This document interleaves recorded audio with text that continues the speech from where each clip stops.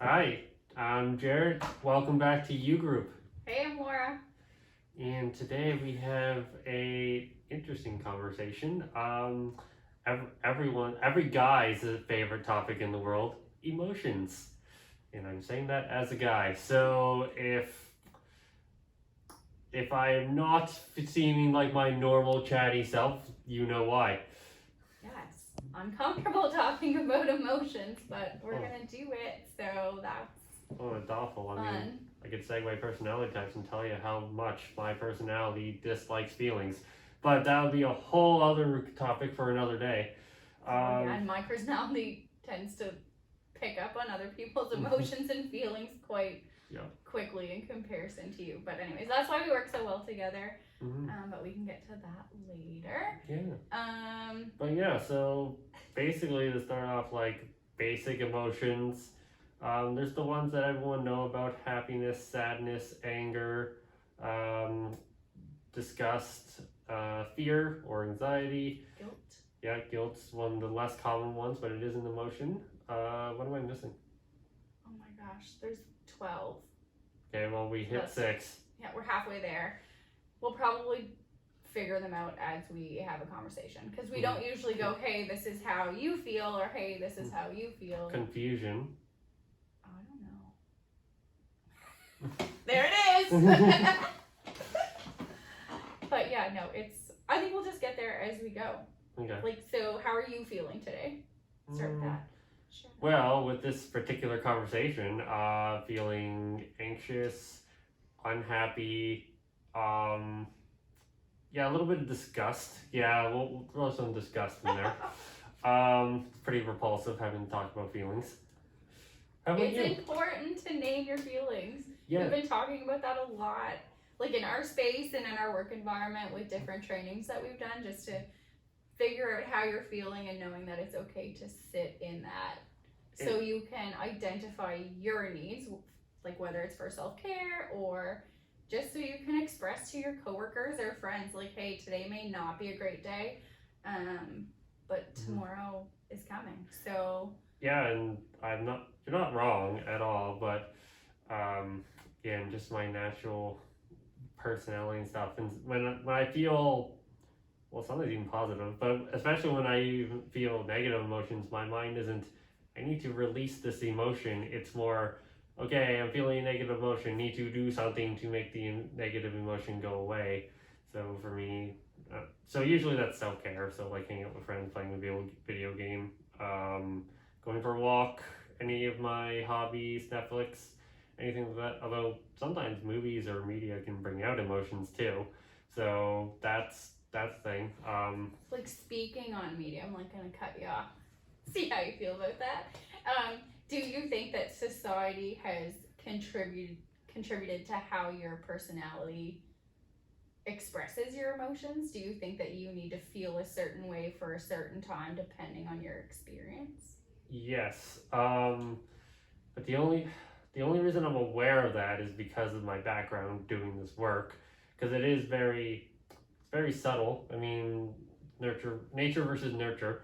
So, I mean, everything you do, everything you see, everything that is presented to you impacts you in some way. So, and we do live in a society where guys are not supposed to emote. It's changing, but it's going to be a very slow process. And especially where I grew up both here in Toronto, but I also grew up in rural communities in Nova Scotia with grandparents, and the rural communities, it's even more so like that. You feel that traditional gender stereotypes on both sides a lot stronger. So Yeah. so yes, that was a long way of saying yes. Right, and so I'm like I can like keep you on this rant. So like so your emotions drive your behaviors. That's kind of like what our education can share with us or highlight. And behaviors trigger emotions. So behaviors trigger emotions. So it's a cycle. It's always a cycle. I mean, and you can't really stop the cycle. It's more just about being aware of it, so you can deal with it better when it happens. So, I mean, help healthy communication is the biggest one. Someone you can talk to. That's always important. Self-care, like we talked about, and I mentioned this time, is important. But yeah, like just little things like that, and you know, not trying to put everything into a bottle. That is also important. We hear a lot about that for especially anger and sadness, but it can be for anything, any emotion, even joy, even happiness. Like sometimes, well, I mean, actually, I'll use this. So I have a new position. So this will be my last podcast, and I am feeling lots of joy as well as nervousness and like uncertainty and a bunch of stuff, a whole mix of feelings, but joy's in there too. But I also have to be careful not to be too joyful in my mind, because if I start doing cartwheels in the office in front of my coworkers, I'm gonna call him on it. yeah, she's gonna call me on it. Other people are gonna call me on it, or I'm gonna get the glare of death from my coworkers, being like, you know, you ever see that? Odd. You ever see that meme, Fry from Futurama, where it's just him doing the squinty eyes and just like not sure if blank or blank? Yeah, I'll just get that face all the time. So even in this instance of like being excited and happy for my new job, which if you want to know what that is, you have to come see me in person. That's the catch. But like even in this case, I can't be full 100% happy. Like I have to make sure to reel it back. So sometimes there are instances where even positive emotions, we feel we have to repress them, but it's good to find, like, you can't always express your emotions in every situation ever, but it is always good to find a place or a person that you can express those in a positive, healthy manner with. So, yeah. I know, I'm like, I guess I can segue from that. Like, so Jarret's really great news and like being really proud of him from a coworker perspective to continue on and move forward in this career. So like having that proud moment and that excitement, there's also that uncertainty and fear of like what does youth outreach look like moving forward? How do we continue to harvest healthy relationships with youth that we support in the community? And what does that look like? I mean, we like logically, I know that there's going to be a new employee. I'm going to have a new coworker, which is exciting for me. I do embrace change maybe a little bit more than some of my coworkers, but at the same time, that uncertainty is like, you just wonder, like, what is that going to look like? So like being proud of my coworker and having that happiness and joy for you, it's still like, what are we going to do? Yep. What's my office gonna look like? How much of your artwork are you taking? All of it. Spoilers, I'm taking all of it. Well, at least all of it on my desk. He doesn't have that much on his desk. But yeah, no, it's, yeah, like, and being able to manage that. So I think even like in our professional roles, like we're like constantly managing feelings and emotions and what that looks like. Yeah, so congratulations. Thank I'll you. say congratulations to you. I mean, I'm not going to shed a tear right now, but I can't tell you what next Friday is going to look like. There might be some sadness and maybe a little more frustration, but I'm expecting at least some of that from other people too. maybe a cake. So we'll see what that looks like as time goes on. Yeah. Food. So this will be my final podcast, like I said, but my final day here is November 5th. So you will see this potentially before I'm gone. November 5th, 2021, because the internet's forever, so that matters. Terrifying. That's terrifying. Yep. But yeah, I guess, I don't know, to like segue back to that conversation, like you had spoke about your emotions and like maybe I can speak about mine. And like my personality type. Sometimes I really struggle. We talked about this before we went on camera, but I really struggle sometimes with people presenting to me that I'm too happy. And I often wonder like what too happy and too positive mean. What does that look like? I know how it makes me feel. It makes me feel sometimes angry. I can feel like that, or just unsure of why that is. Typically I have a bubbly personality, both professionally and in my personal life. So what does that look like? Well, for a lot, it's probably that bubbliness that makes the people think you're positive, because bubbly people aren't the norm. You don't see a lot of bubbly people regularly, but yeah, and usually when we are taught in our society to think when someone is that positive on a regular basis, that A, either they're hiding something, Right. or B, they're some kind of horrible monster It's a that like mask. Right. yeah, like not quite a sociopath, but also like really, really like I don't know. She's not a sociopath. I'm not implying that. I don't even. No, I'm not. Like now, I'm like fearful of my actions, behaviors. No, it'd be Like a like normal. okay, well, this is, actually, as I'm looking over here, so I get a good example. So you've seen the movie Inside Out. There is Joy, and there are a lot of arguments and reviews and everything else on the internet say Joy is actually the villain because Joy, the whole time, is doing everything she can to make sure that Sadness cannot interact with. I forget the character's name, the human's name in it, but like making. Riley? Okay, so making sure that Riley does not feel sad, or really any other emotion other than happiness, but sadness especially, Joy does not want to have happen. So the whole movie is Joy doing everything she can to make sure sadness is not getting away, but Joy simultaneously is always able to hit that big red button. You're always happy, you're always happy. And it kind of presents itself again throughout the movie because the whole movie is about like the family moved and like Riley's trying to make new friends and a new school and new town and all these things, and you see it like being overwhelming, but every time like there is that moment of like, oh, I should emote, there's that joy on the inside hits that magic button and it's just like, no, you're good now, everything's gonna be okay. Right, Joy is harvesting those happy memories and wants them to continue. And I think the movie, yeah, like you said, reviews, like there's different kind of things. Joy does appear as a villain to many. And I think like the purpose of the movie, maybe spoiler alert, my perspective is all of our emotions need to work together and we create, so in this movie it's spheres or balls and they're filled with memories. So what those memories may look like. Fear and sadness may harvest one area, but like joy may encompass all of them, or joy and disgust may encompass all of them, or a specific memory itself. So it's really, if you haven't watched it, watch it because it's a really cool.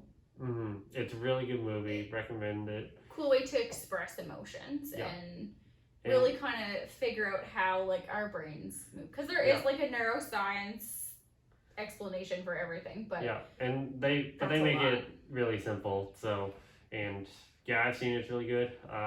My friends have all seen it, but my friends are all animators, so they care less about that and more about ooh, look at the pretty animation, the fine details that are in it. And I'm just like, yeah, but are you watching the movie or are you just watching the ball roll down its little slots? Like what is happening here?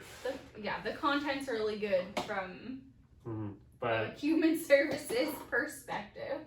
But anyway, the full circle to my original point, even a positive emotion like joy, when it's used too much, can be seen as a negative thing, because if you're not healthily or safely able to express your other feelings, then it usually impacts you negatively, but other people will start to become uneasy as well because they're wondering why you aren't expressing other emotions, and sometimes it's just because you can't or you don't know how to, and it's really hard in our society. And again, like there's a lot of talk starting about like emoting and being open with your feelings, present with your emotions, present. Feel them, right? Like they're kind of trying to make an emotion like a tangible feeling. And like you can feel it and be aware of what it is. And I'm always like, since I've watched Inside Out, I'm very much like, this is our emotions. It's really odd, but really good movie. It's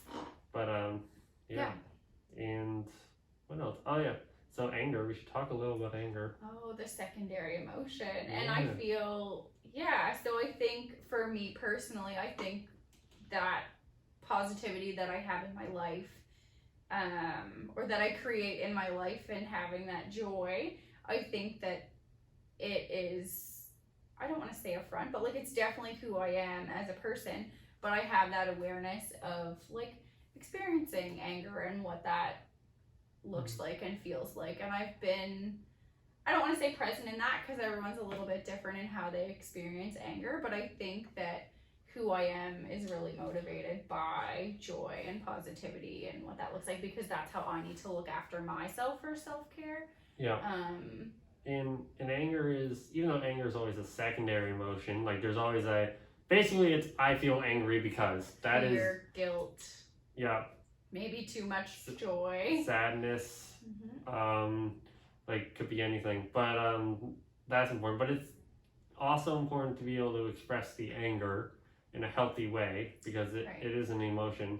And a lot of times, like if you can get the anger out in a healthy way, the emotion it's covering up will eventually come out when the anger burns out. But if you can't express your anger in a healthy way, or if you try to repress the anger on top of whatever else, then there's going to be a gnarly behavior, and there's repercussions to all of those actions at some point. Yeah, basically, everyone knows that one person who's really, really quiet, and like they're usually a tiny person too, but either way, they're really, really quiet, and they're not like, you're just like, oh, this person's like so like such a wimp or a pushover, and like they can't hurt a fly. And then one day the volcano explodes. They're very much like a sponge, absorbing all of what they're feeling and maybe what everybody else is feeling too. Yeah, because it just erupts. Because they didn't just repress the anger from that one time, they repressed the anger of 2 to 5 years. And unfortunately, the volcano chose today to erupt because you accidentally took their soda. Yeah. And you're getting all of it. Amen. And then suddenly that little person who couldn't hurt a fly is the most terrifying person on the planet. Yeah. But so identify your emotions. Yeah. And you might not know. Sometimes we don't know how to name them. Yep. And that's okay. And it's to find a safe space to be able to do that. So again, it comes back to self-care, and it's really like full circle when we talk about emotions and what that looks like. And it's certainly not an excuse for behaviors and in the eyes of many people, but yeah, figuring out who you are and being able to express yourself is important. And like you've done that, you said you were uncomfortable and you expressed yourself really well. I am not feeling good about talking about my feelings. There you go. You're doing really well. I'm like, what other points can we highlight? Yeah, I was just gonna say, like, even though it's not labeled as a secondary emotion because it's COVID, anxiety is a big one too, where there's usually, so there is a slight difference between fear and anxiety. So fear is being scared of something tangible. So there is a bear trying to eat you. That is fear, because that is a literal thing that is happening. Anxiety more often than not is fear of like something that doesn't exist, something that we or has existed. Or has so existed. It could be a past experience or memory. Yep. Or it could be fear of like something you're worried will happen, even though there's a very little chance that it will. Or it can just be this feeling in the back of your head with no logic at all. There can be no clear connection. It can be just like, hey, you're gonna feel anxious today because that's what we want you to do. And a lot of people who struggle with anxiety feel that. But a lot of people in general, especially with COVID, have been feeling a lot of anxiety and depression. And it's important to express that and to acknowledge when you're feeling it, because if not, it's just gonna bottle up. And I mean, it's looking like the light is at the end of the tunnel for COVID. Fingers crossed. But like it's been a long, I don't even know at this point, 20 months? 20 months? I'm gonna ballpark 20 months. Yeah, it's been a long 20 months, and like some people, it hit at the beginning and now they're fine, and other people, they were fine at the beginning and now they're struggling, because it all depends on life and you and how you deal with it. And every day, like it's something that we experience every day. And it changes throughout the day, or maybe it doesn't change throughout the day, but I suspect that everyone can probably experience all 12 emotions on a regular basis. Yeah. whatever those missing 5 are, you figure it out. We definitely talked about that. Yeah. We just didn't label them. But I mean, in healthy relationships too, like that's another one. So the better your connections are with people, the better your quality of life is in general, the easier it is to manage your emotions when they happen. So that pretty basic, but again, I mean, it's a hard one. I mean, people can think that they have really good connections and stuff. Like you might go to a club, you might hang out with online friends for video games, board games in person, you might go to a sports team thing, whatever. But knowing how strong your healthy connections are is who you can turn to when you're having a bad day. So if there's someone you can talk to when you're having a bad day, or at least one person or more people, then that's a really good thing. But some people can't, and it's really hard. Yeah, you can give us a call. Like that's something that I'm like, that's something that we work on every day with the youth that we support, 12 to 24-year-olds. Yeah, it's something that we assess and look at every day in a group setting or one-on-one. And I shouldn't say assessing, like we're judging, but it's just sometimes it's easy to base a conversation on like, hey, how was your day? And being honest with how you're actually feeling. Yeah, it's kind of like a triage thing. And sometimes you can't. Sometimes there are people like me who don't like to let their emotions out and it takes a little longer. And sometimes that's just how it goes. I mean, I heard something once, and I mean, again, it's going back to those stereotypes, but if it works, it works, where guys get more chatty and open when they're doing something. So, because men connect to do an activity and then the talking is secondary, whereas I heard with females it's the opposite, where like women get together to interact and connect, and then the activity is secondary. So, yeah, again, that's basic. Yeah, that can be basic. And we see that with our work. Yeah, and again, exceptions to every rule. I'm not trying to stereotype or like one trick pony everything, but yeah, because it doesn't always work, because sometimes we don't know how we're feeling, and that is okay. For me as a guy, I know that I fall in that stereotype, because usually when I get playing a game with friends, I get way more chatty about whatever. But yeah, sometimes you're just not chatty. Sometimes I'm just not chatty. Sometimes I just sit there and play video games and try to beat the final boss that I'm stuck in right now. Which you get excited about. No, right now I'm frustrated. That is, don't label my feelings, Laura. See, I don't even know how he's feeling. I'll guess though. It's frustrating. I mean, I put 10 hours into it. I'm at the final boss. Spend an extra 10 hours. Well, I don't use that much sleep. It's not even that much for gaming, but yeah, I'm just there. I just want to see the ending, and all I'd have to do is click YouTube, and I'm trying my best not to do that. Because no, I'm not going to. But the boredom is there. Also, fun note: boredom is a mild version of disgust. I learned that. This is like your fun facts. Yeah. I like that you just like plop them in there. I'm gonna miss that. Yeah, I'm gonna miss being here too. But you might see him again. Maybe some future partnerships or an interview. Yeah. Keep reeling you back in. Yeah, maybe if you invite me. The power will be mine until it'll be ours in the new space. I guess you can't see the office, but we are sitting in our office. Yeah, but otherwise, I mean, before we go, I guess I'll say thank you to everyone who I've known in this job and been helping me as much as I've been expected to help you. Hopefully I have, but if not, just know that you've definitely helped me, and I am, at this moment, I am feeling a lot of bittersweet joy. So I'm going to miss everyone, and I'm going to miss you, YouTube. He'll be watching, making sure I'm doing a good job. He'll be making those comments. Yeah.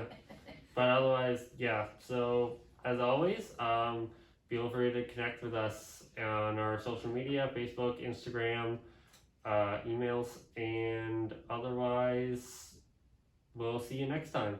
Or she will see you next time. I'll see you next time. Thanks, Jarret. It's been real. Thanks. Have a great day. Bye.